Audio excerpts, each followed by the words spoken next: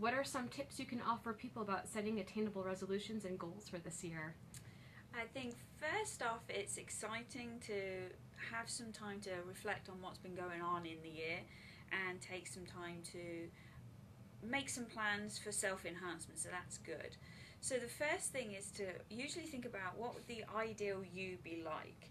So if you made all the changes, what would it be like? So think about what it would be like physically and emotionally. So if I decide to reduce some stress, I would be stress-free during my day, which would be exciting. I'd go home with more energy, I'd feel happy, and maybe I'd sleep better. Maybe if I start to walk at lunchtime with some friends, I'd have a good laugh with my friends, and I'd feel strong and confident. So thinking about those outcomes helps you figure out what you need to do, and then what it would be like to achieve it. So that can keep you motivated as you go through. The next step would be to think about, well, what do I currently do? So if I currently don't walk at all, planning to start walking 7 days a week is not going to be so good. I'm probably going to overcommit and underachieve. So the key here is to underpromise and overdeliver. So if I start walking maybe once a week or starting a mile a week, cumulative, then it can be good. A lot of resolutions revolve around weight loss, diet, and exercise. What kind of precautions do people need to take when it comes to balancing health and your goals? I think one is to prepare really well too. So we've said to have some kind of realistic small steps to start with. So slow and steady. So I don't want to go from 0 to hero and overdo it because I've got more chance of failure.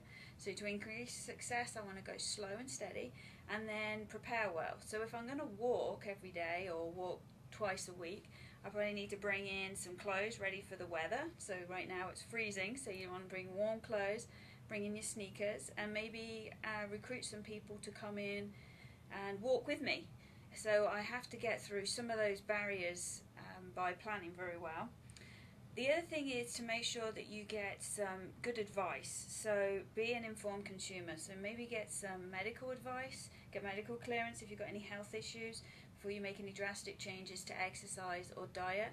You can ask a nutritionist, you can speak to a counsellor or a life coach, even speaking to personal trainers.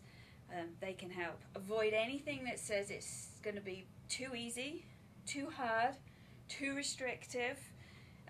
Anything that's too of anything is usually not going to work out so well. It's either some form of con or trickery, or it can, if it's too restrictive, it's going to be a real struggle emotionally and physically to do it. So if you take out all candy, that's no fun for anyone, and you're just going to crave candy all the time.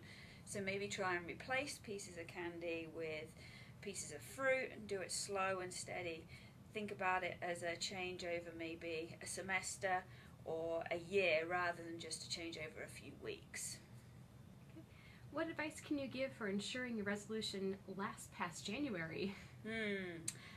So the realistic goals, small steady steps. We also want people to track behavior. So if I get going, if I start an exercise routine of some kind, I want to track and see how I'm doing. So tracking things such as maybe physical things. So it could be the amount of weight I'm able to move, the amount of minutes I'm able to walk or run. It might be the times per day I go or do something. Maybe I'm drinking more water. I can calculate the amount of ounces. For me, I wouldn't keep a diary, but for some people it would really work to sit and write a small diary at the end of the day to see what they'd accomplished.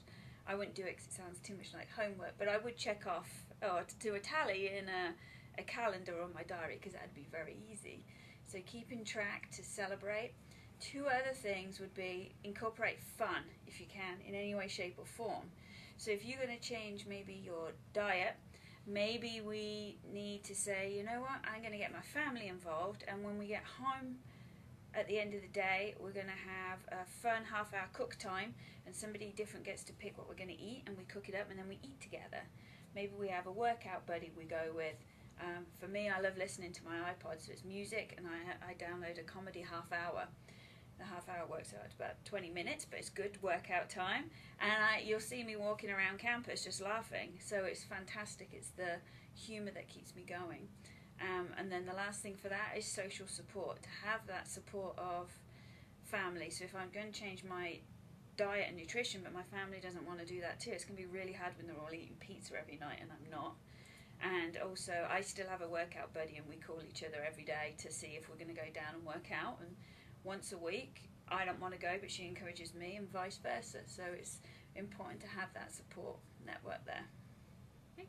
Do you think it's important to set goals or resolutions each year?